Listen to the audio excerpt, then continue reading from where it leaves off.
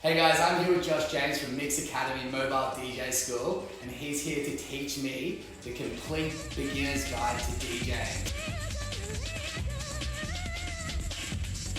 So Josh, what actually am I going to learn in this complete beginner's guide? Yeah, Josh. Alright, so today we're just going to go through the basic functions of the equipment. We're going to talk a little bit about structure of music and the speed, BPMs, and keys. And then we're going to just get to town and get some work done. Epic.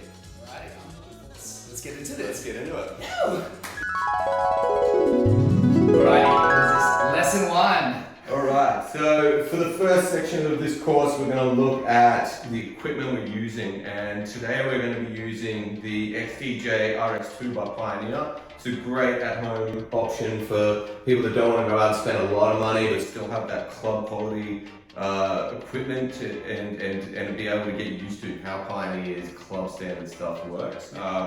So basically what we're going to have a look at is how this mixer and deck combo is configured. Yep. It's basically split into two different sections, being the middle here, which is our mix controls, Yep. and then our players, each side here. Distinctively, you'll notice that the player section has the iconic jog wheel. This is how we're going to be able to move the track speed forwards and backwards to find our beat when we're trying to beat match. Okay. This goes hand in hand with our tempo slider, which is here. This is what controls what speed our track is actually set at. Yeah. So by sliding this up, I can go slower in my track, pushing it down from say 20 BPM to 18. Yeah. If I want to move it down, it's going to speed the track up. So when we're mixing our tracks, we want to make sure that both of them are at the same BPM, and that is how you do it through here. Okay. Now, they both have that as well. Yep. yes, and now you'll notice on this side as well that it's set up exactly the same. These two parts are identical. We're going to use this a little bit throughout our course, but what we're going to mainly focus on are these two buttons. These two buttons are the most important, and that is our cue and our play. Yep. Now, our cue button is the orange button. It is what we use to cue our track, and that term means basically just sample our track in and hear what it sounds like, line it up. And how this button works is that once we press it, it will play a section of the track, but as soon as the button is let go, it will stop. And some people might think, well, why we have a button like that? But this often helps us to see whether or not our track is going to sound good over the currently playing track. Okay.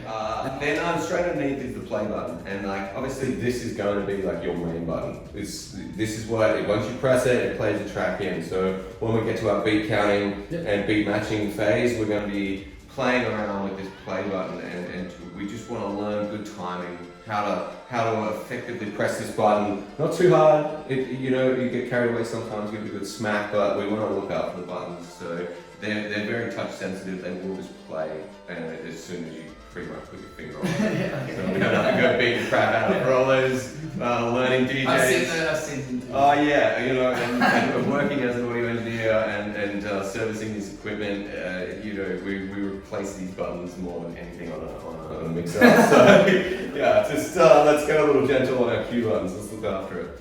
Okay, so basically, again, that's our functions here. Yep. On our player. Very simple. We don't need we don't need to go on playing with a lot of stuff in this section. I always find the key to a good clean mix is not overcrowding it with heaps of different stuff going on. Let's just get it in nice and clean. And that would take us over to our mixer section. This section can be a bit daunting. There's a lot of stuff going on here. However, once you learn just what each thing does and learn its function and how to use it aptly, you're going to be absolutely fine. Okay, yeah, it's actually not a lot going on. So we're going to start down the bottom here, and this is our volume section. So what these faders, and the correct term would be fader for these little knobs here. What we want to do is control our volume with this. So we're going to bring in our tracks with these two knobs. Okay, being channel 1, channel 2, obviously deck 1, deck 2. Yep. We'll go up, and that's going to be our volume. It's got some numbers along the side here. You don't always have to use. When you did that, this started flashing. Yes, so the cool thing about this new technology, the pioneers really getting quite techy with this, is it's actually going to read whether or not you've got your track turned up. So if you've got this track in and you look for it, there'll be indications that this is the track you've got turned up. So, and we've all done it. Every DJ's been out there and pressed the wrong cue button on a track, stop the music. You know, it's one of those things that happen. However, there are ways to see that your mixer will try and tell you, you've got that track on. So below these two faders here, which are our channel 1s and 2s, we have our crossfader. This is pretty standard on all DJ equipment, all mixers, and is used quite heavily with DFC DJs and scratch turntablists. It allows you to swap through channels 1 and 2 without having to individually control volume knobs here. Okay, so if I have both these tracks up and have my fader set to A, it's going to just lock out for the track that's playing on channel 1, and I'm easily able to just go straight across. It does a complete cut over to channel 2. You can swap between the tracks that way. It will also play, if you put it in the middle, will play both channels at the same time for a mix. So just depending on how you feel naturally playing will determine whether or not you like to mix through channel or mix through crossfader. It's a personal preference thing. Okay, so moving forward. Just quickly. So like essentially having this in the middle, would that be the same as that? Like no. So you essentially do have both tracks in here. However, you've got to be like, if one track's up higher, you know, there's a lot of variance in here.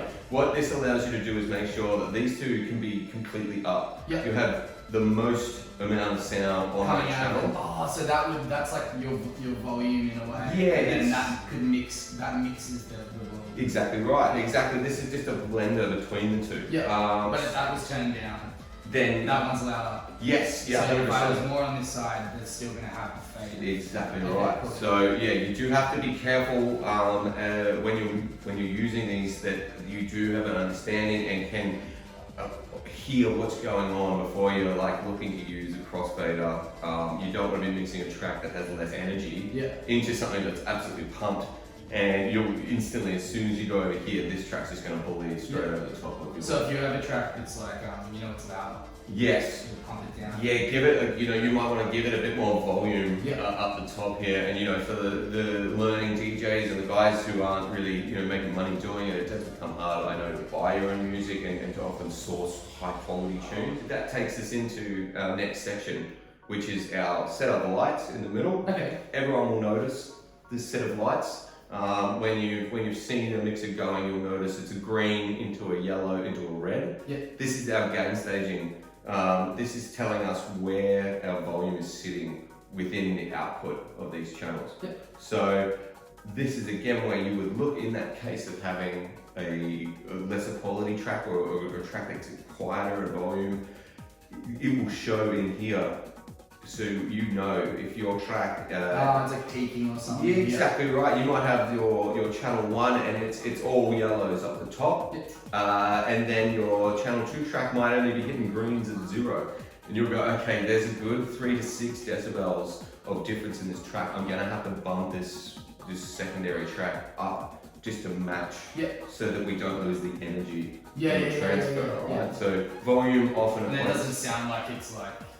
Exactly right. You don't want to go to a festival and you've got like Martin Garrix banging a banger out, and then he goes into like just this like flat, quiet track, no bass in it. It's like it'll kill all the energy. So you're just making sure that you're using this, using your ears, but also using the indicators that you're given visually to clarify what you're already hearing. Now, to swap between these in your headphones. Josh has got a set of headphones here. They will come out of our headphone output at the back of the mixer, and that's what these 3 cue buttons are for. When we're listening to a track in our headphones, we're cueing the track. But that's not what you're hearing now. Exactly right. This is a secondary output for your ears only, so that you can get your mix on point before everyone else hears it, you know. If you're in there and you're just sort of dropping music and you have no idea where it's going to land or how it's going to sound, you're able to come into this section here and just audition what you're about to put out to the listeners. Obviously, orange button on means that it's on, and you can see in the middle here it's master, which means that our master, whatever's coming out of our main output, is coming into your headphone feed. Then these two either side will allow you to audition either channel 1 or channel 2, and that will normally be referenced over your master. And you can change that on the mixing pod just here. So you'll notice it's labeled headphones. That means that section is just for what you're hearing on your headphones. Okay, so we've obviously got a level here. That's going to be your volume. And then we've got Q and master. Basically, as it says, we're going from a direct Q feed into your headphones to a blend or a full of just the master output. So we can sit in the middle here, and that means we'll hear a bit of what's coming out of the master, but you're going to hear the Q over the top. And that's how you can audition your track and make sure that your mix is on and your beat matching to it before you bring the track in. We'll cover that a little more as we start mixing some tunes. The top of these knobs here, you'll see 2 greys and 1 black. That is our master level out, which is our overall output that's heading to our speakers. So we control our volume from there. We like to do a sound check before we start mixing and set this. Get our levels first. You don't want to be sort of trying to find a volume when you're already playing out to people. We want to try and find a good solid volume and just keep it at that, because the more you go changing your main volumes, the harder it is to keep track of how loud you're actually playing. You don't want to go wrecking speakers by playing it too loud, and you don't want to be playing a mix that no one can hear. Do some clubs have like a limit? Well, you will find in a lot of venues, some guys will just tape over those so you cannot touch them. Which is kind of fair enough. Exactly right. When you go into some bigger sound systems, often we'll put limiters in place that this signal will go to first, and then you can push this as much as you want, but it will be capped by the limiter that's stacked before the speakers. Underneath these, there's 3 black pots, and you'll notice they're called EQ. Okay, what this stands for is the equalization. It will split our signal into 3 distinct parts, and it's labeled here as low, mid, and high. Obviously, your lows are going to be the lowest frequencies. This is a filter that will cut out our bass completely if we pull this out. This is important when it comes to energy transfer and mix. We will cover it more, obviously, when we start mixing. It's one of those things you really want to do and hear to notice the difference. Be aware of your tracks in a way. Exactly right, but also just it will give you an idea of where everything sits in the frequency span. There's a lot of frequencies to be covered over these 3 pots. We go all the way from 20 hertz all the way up to 20,000 hertz. Is that gauged in here, the bass? No. Or is that because that's just a level? Yes, this is just our volume. This is just a decibel reader. So this is just basically giving us our line output in decibel. So even with that down, that would be the same?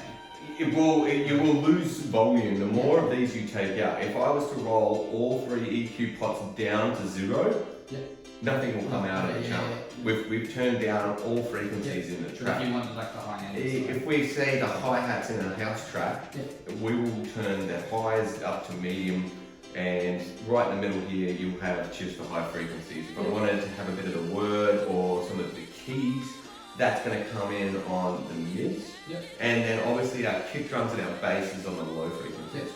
Okay, so when it comes to doing energy transfers, we can start off with just the highs when we bring a track in.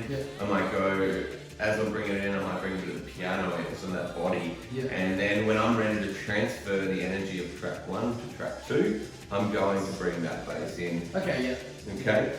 Vice versa, when you're on this side, you're bringing energy over from track 1 to track 2. If you're adding in frequency from track 2, you have to subtract it from track 1. Okay, so adding in all the bass, all the mids and all the highs from track 2 into track 1 is going to create double the volume. We've got a lot of bass, that means double the bass. It doesn't get louder though, right? It will get louder because you're obviously, with volume, it always works the same.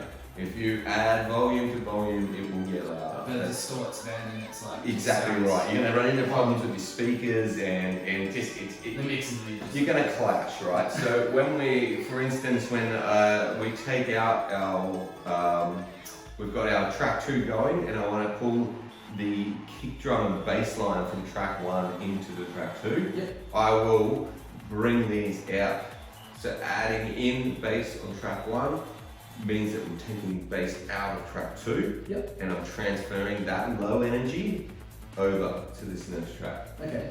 So that's basically how it works. Again, always just play with these sorts of things. Learning how frequency works is it's quite hard to explain, and it's a science within itself. So make sure you get familiar with how your track sounds without frequencies in it, and go, okay, yes, this is where my kick drum sits and my bass sits, and that understanding is vital within DJing. Everything I've learned, I've really just spent the time to unfold it in my ears and go, okay, yeah, cool, that's what that sounds like with and without. Okay, so EQ aside, we've got a few other knobs on here, which we're not going to get too into today because they're not really necessary to pulling off a good mix. These are just our effects panel on the side. This is some outboard effects. They have things like a delay and a reverb and a roll and a pitch. They just add effects over the top of what it is on your either master or channel 1 and 2. They add a bit of flavour to the song, to the mix. They can be quite handy once you have a firm grasp over transferring your energies over and getting a good transition in your mix. Also, there's the 2 big silver knobs, probably the ones that stick out the most, and these are our sound color effects. They run, each knob runs for just one channel. You can only use them on the one channel. Like if you pull this on channel 1, it's only going to add color effect to channel 1. Okay, unlike these ones where we can do an overall when it's switched to master, and it will do whatever's coming out of that master. If you've got both tracks in, it will add effect to all of it. The color effects are isolated to our channel 1. And what are the color effects? Okay, so we've got things like a filter. This filter will be a high pass and a low pass filter, meaning that it will let the high or low frequencies pass through the filter by pushing the filter. It's like a telephone kind of glue. It is exactly like that, yes. We're either scooping all the high frequency out or all the low frequency out, depending on which way you turn it. It's that's that high and low. That's exactly right. You might hear that in a mix where it goes shh to something with no bass in it. Then fade. Okay, and then I'll fade. That's our filter. These effects can be very useful, but can also be quite harsh and abrupt. So we want to be careful when using them, that we understand why we're using it, and that by adding in. It's like every 2 minutes. Yeah, exactly right. And it can get a bit, you can get a bit carried away sometimes. You filter everything, and you just end up with this washy sort of mess. You've got to remember that by pushing frequencies out of the track, especially with a filter, it's going to have a resonance peak, which is a peak of where that filter cuts off, that it's going to make those frequencies actually a fair bit louder. So by turning my filter on, I will add decibels to this track. So we need to be able to be aware that we may need to adjust our volume on this fader to accompany that filter and make sure that we're not blasting it on the high frequency sort of whistle ears or whatnot. Okay, so those things aside, that's in a nutshell what's going on here. I think on our follow-up course we'll delve a little bit more into what's going on. Effects and stuff. Exactly right. But for today, we're really just going to be looking at our volume, our EQ, our cues, and our plays. That's basically what we're doing.